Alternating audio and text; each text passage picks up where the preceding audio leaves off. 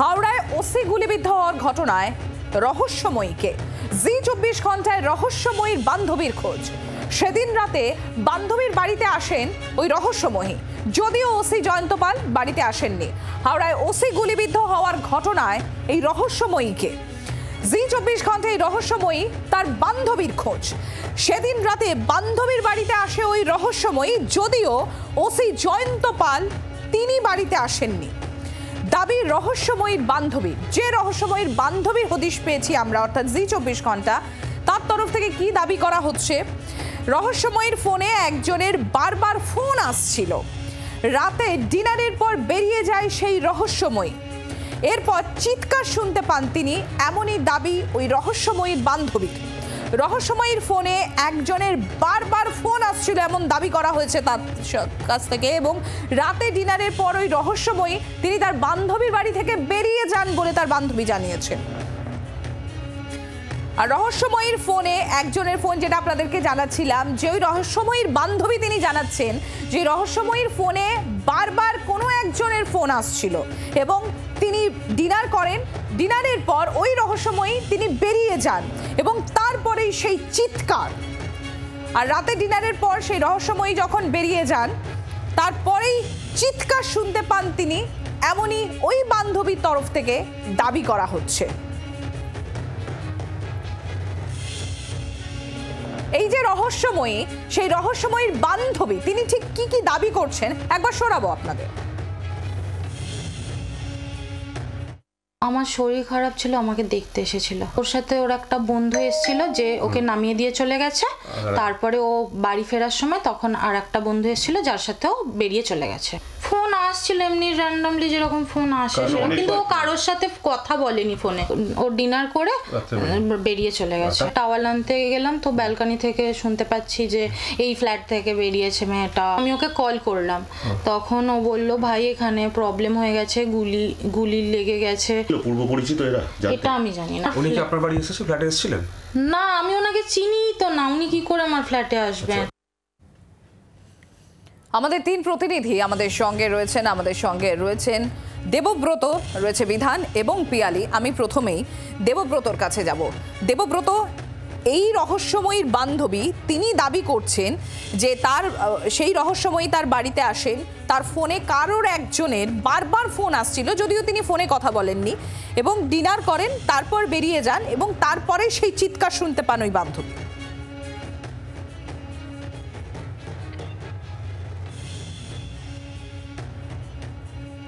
আমরা দেবব্রতর কাছে যাব, তবে তার আগে যেরকম আপনাদের জানাচ্ছিলাম যে একাধিক এই যে রহস্য জি24 ঘন্টায়, সেই কিছু তথ্য হাতে এসছে জি24 ঘন্টার হাতে আমাদের। সেটা হচ্ছে এই যে রহস্যময়ীর কথা বারংবার উঠে আসছে, সেই রহস্যময়ীর বান্ধবী তার হতে জি24 ঘন্টা, এবং তিনি যেটা দাবি করছেন যে সেদিন রাতে রহস্যময়ী তার বাড়িতে যান, তার শরীর খারাপ ছিল এবং তাকে দেখতেই নাকি তিনি গিয়েছিলেন। রাতে ডিনারের পর বেরিয়ে যান ওই রহস্যময়ী, এবং যতক্ষণ তিনি ওই বাড়িতে ছিলেন বারংবার কোনো একজনের ফোন আসছিল। আমি এই বিষয়টি নিয়েই যাব। দেবব্রতর সঙ্গে আমরা যোগাযোগ করতে পেরেছি। দেবব্রত, যে বিষয়টা তোমার কাছে জানতে চাইছিলাম, যে রহস্যময়ীর বান্ধবী তিনি যে যে দাবিগুলো করছেন, আমরাও জি24 ঘন্টা দর্শকদের সামনে সেটা আমরা ইতিমধ্যেই তুলে ধরেছি।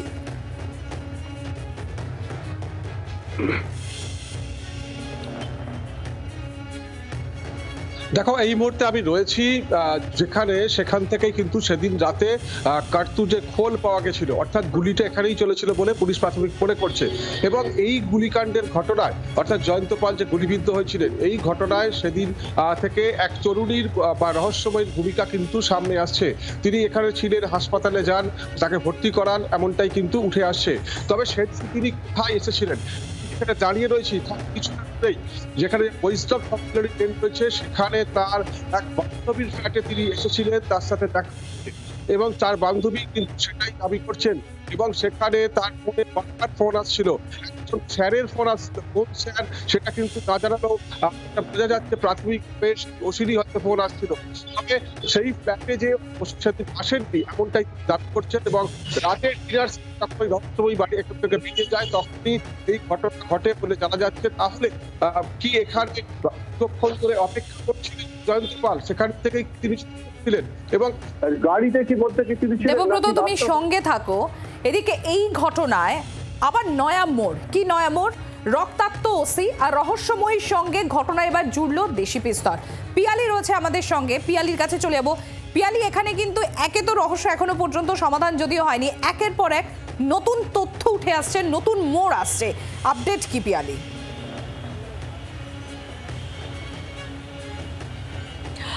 দেখো, তুমি জানো যে দেবব্রত যেটা উল্লেখ করছিল, যে জায়গায় দেবব্রত এই মুহূর্তে দাঁড়িয়ে আছে সেখান থেকে তদন্তকারী অফিসাররা একটা কার্তুজের খোল পেয়েছিলেন এবং যে গুলি তার হাতে লাগে এবং সেটা ছুঁয়ে বেরিয়ে যায় এবং সেখান থেকে একটা খালি কার্তুজ তারা পেয়েছিলেন এবং সেটা তদন্তকারী অফিসাররা প্রাথমিকভাবে যেটা দেখছিলেন যে কার্তুজের খোল পাওয়া গেছে সেটা কী ধরনের আগ্নেয়াস্ত্রের ক্ষেত্রে ব্যবহৃত হয় এবং যেহেতু তিনি পুলিশ অফিসার এবং সাধারণত পুলিশের অফিসাররা 9mm পিস্তল ব্যবহার করেন, ফলে সেটা 9mm পিস্তলের কোনো কার্তুজের খোল কিনা, কিন্তু সেটা দেখা যায় সেটা 9mm নয়, সেটা কোনো দেশি পিস্তলের জন্য ব্যবহৃত যে কার্তুজের খোল। এক্ষেত্রে দাঁড়িয়ে তদন্তকারী অফিসাররা অস্ত্রটা কোথায় সেটার খোঁজ চালাচ্ছিলেন এবং আজকে সেই অস্ত্র উদ্ধার হয় এবং যে অস্ত্র উদ্ধার হয়েছে তার থেকে তদন্তকারী অফিসাররা মনে করছেন যে এই অস্ত্র থেকেই কিন্তু গুলিবদ্ধ হয়েছেন ওই অফিসার।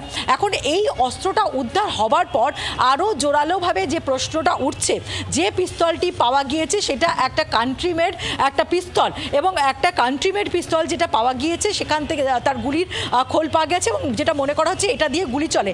এখন যেটা প্রশ্ন, যে অফিসার তিনি বেরিয়েছিলেন থানা থেকে রাত্রি 10:30টার সময় তিনি বের হন, তিনি অফিসিয়াল কোনো গাড়ি নিয়ে বের হননি, একটা প্রাইভেট গাড়ি নিয়ে তিনি হাওড়াতে এসেছিলেন এবং তিনি সার্ভিস রিভলভারও নিয়ে যাননি। যদি কোনো অফিসার থানা লিভ করে সার্ভিস রিভলভার নিয়ে তাহলে কিন্তু তাকে জিডি এন্ট্রি করে যেতে হয় এবং এক্ষেত্রে কোনো রকম সার্ভিস রিভলভার বা 9mm পিস্তল পাওয়া যায়নি, একটা দেশি পিস্তল পাওয়া গেছে। এখন যে প্রশ্ন, যেহেতু সার্ভিস রিভলভার পাওয়া যায়নি, তিনি এখানে কোনো রকম ডিউটিতে ছিলেন না, প্রাইভেট ক্যাপাসিটিতে তিনি সেখানে গিয়েছিলেন।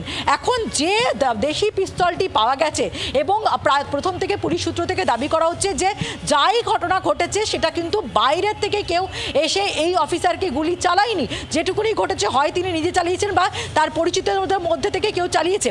এখন যেটুকুনি পুলিশ সূত্রের দাবি যে ওই অফিসার দাবি করেছেন পুলিশের কাছে যে তিনি নিজেই তার হাতে গুলি চালায়। এখন তিনি যদি নিজের হাতেই গুলি চালাও ওই পিস্তল দিয়ে, তাহলে প্রশ্ন, যে ধরনের পিস্তল একজন দুষ্কৃতীদের কাছে থাকে সেই পিস্তল একজন পুলিশের অফিসারের কাছে কিভাবে এলো? তাহলে কি তিনি থানা থেকে বের হওয়ার সময় বহু ক্ষেত্রে পুলিশ থেকে যে সমস্ত সিজারগুলো করা হয় সেখান থেকেই কোনো আগ্নেয়াস্ত্র নিয়ে সঙ্গে করে বেরিয়েছিলেন? এই প্রশ্নটাই জোরালো হচ্ছে, তার কারণ কোনো রকম কিন্তু যে গুলির খোল পাওয়া গেছে সেটা 9mm পিস্তলের ক্ষেত্রে 9mm নয় এবং যে পিস্তলটি পাওয়া গেছে সেটাও 9mm নয়। তার কারণ পুলিশের অফিসাররা, পুলিশ সাধারণত 9mm পিস্তল ব্যবহার করে। যে আগ্নেয়াস্ত্র সিজ করা হয়েছে ঘটনাস্থল থেকে, যেটা পাওয়া গিয়েছে আজকে কিছুক্ষণ আগে, সেটা কিন্তু 9mm নয়, একটা দেশি পিস্তল। এবং এই জায়গা থেকেই প্রশ্ন উঠছে যে জয়ন্ত পাল তিনি সেদিনকে রাত্রিবেলা কাউকে কিছু না জানিয়ে রাত্রি 10:30টার পর থানা থেকে বেরিয়ে গিয়েছিলেন, কাউকে তিনি জানাননি এবং তিনি নিজের সার্ভিস রিভলভার যদি নিয়ে বেরাতেন সেটাও তাহলে ওখান থেকে উদ্ধার হতো বা জিডি এন্ট্রি থাকতো। যে দেশি পিস্তল পাওয়া গিয়েছিল সেটা কোথা থেকে এলো এবং একজন অফিসার সেই পিস্তল যদি তার দাবিটা ধরে নেওয়া হয় যে তিনি কেউ তার উপর গুলি চালাননি, তিনি নিজেই কোনো কারণে হয়তো ওই যেটুকুনি জানা যাচ্ছে যে রাত্রি 10:30টার সময় বেরানোর পর যে জায়গায় ঘটনাস্থল সেখানে তিনি পৌঁছেছিলেন তার বান্ধবীর সঙ্গে, তার কোনো একদমই পিয়ালি, তুমি আমাদের সঙ্গে থাকো। এদিকে এই যে হাওড়ায় গুলিবিদ্ধ ওসি, সেখানে আরও রহস্য ঘনীভূত। ওসির যিনি সঙ্গিনীর পরিচয় নিয়েও ধোঁয়াশা, আর 4জন বন্ধু মিলে বাড়ি ফিরছিল। রক্তাক্ত ওসিকে দেখে সাহায্য করে এমনই দাবি তরুণীর মায়ের। পাশাপাশি ওসি জয়ন্ত পালের সহকর্মী পরিচয় দিয়ে তাকে হাসপাতালে ভর্তি করায়ও কয়েকজন, এমনই দাবি হাসপাতাল কর্তৃপক্ষের। আর তারা কারা সেই নিয়েও ধোঁয়াশা রয়েছে। ওই তরুণীর মা তিনি ঠিক কি দাবি করছেন শোনাবো আপনাদের।